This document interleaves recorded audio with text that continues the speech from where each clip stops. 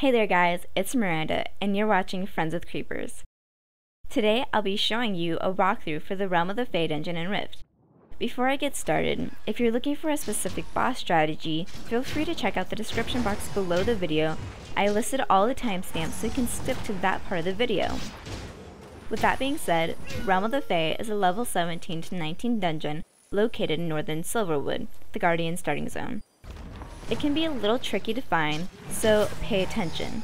The entrance to Realm of the Fae is located in Hedgerow Court in the back of a little maze. Before you enter Realm of the Fae, you want to make sure you grab all the quests, which is really just one quest, called Crown of Twyl, which you get from Sheila Starhearth and Sanctum. The other two quests are located in the dungeon.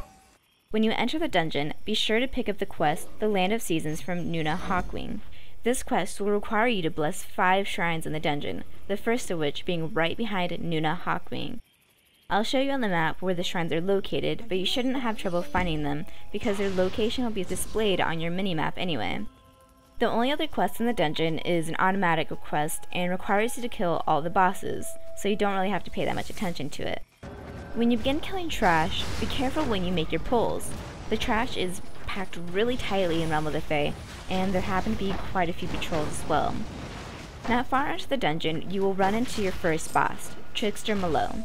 Trickster Maelow has 2 guardians, and I'm probably going to slaughter their names, but they're called Lifeward's Bray and Silo. You can't see them too well on my screen because I was really far away from the fight because I was healing, and I was zoomed out a bit. But Silo is the fairy, and Bray is a bogling, I believe. The Lifewards both buff Trickster Maelow, so it's important to kill them first. Bray reduces the damage Maelow takes by 90%, and Silo increases the damage he does by a significant amount. A good idea is to kill Silo first, to reduce the incoming damage on your tank, and then Bray, and then Trickster Maelow. It's an easy fight as long as your tank aggroes all 3 of the mobs. Not long after the fight, you will see the next shrine on your right. At first it's a little hard to see, but it's just behind like a giant rock. As you go through the summer area, keep an eye out for the 3 huts and a golden circle on your map. The 3rd shrine is on the hut on the very far right. Be careful in this area because it's really crowded and pulls tend to get pretty big. The next boss is Luggodhan. If you've ever played World of Warcraft, then you'll know this saying, stay out of the fire. This saying stays true here too. Luggodhan will place like a purple fire AoE on the ground, and you need to stay out of it, including the tank. You notice my tank decided to slowly kite Luggodhan around, which is definitely one way to deal with him. Keep in mind he will also cast an AoE slow called Luggodhan Slime.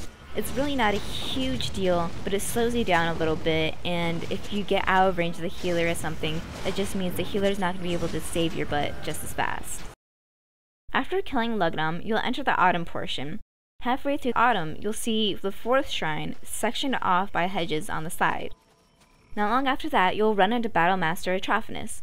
You must sit through a cutscene where he talks about how he doesn't mind if you kill Fae and Boglings, but as soon as you mess with his beer, you're done for. He will then attack you and bring 2 of his ads with him.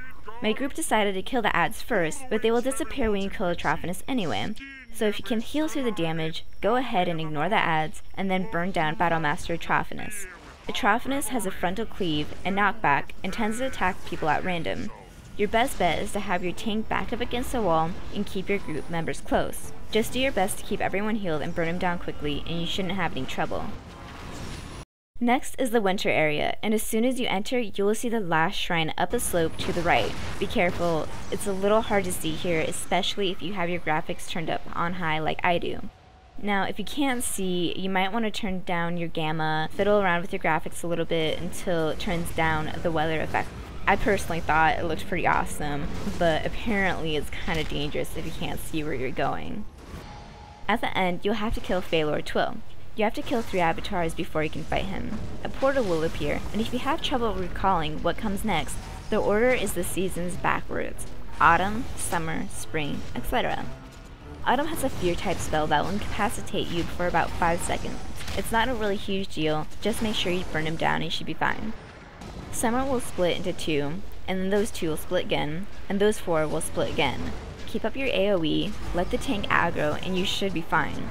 If you're running low on mana, then drink after you kill the avatar of summer, because Twyl spawns as soon as you kill the avatar of spring.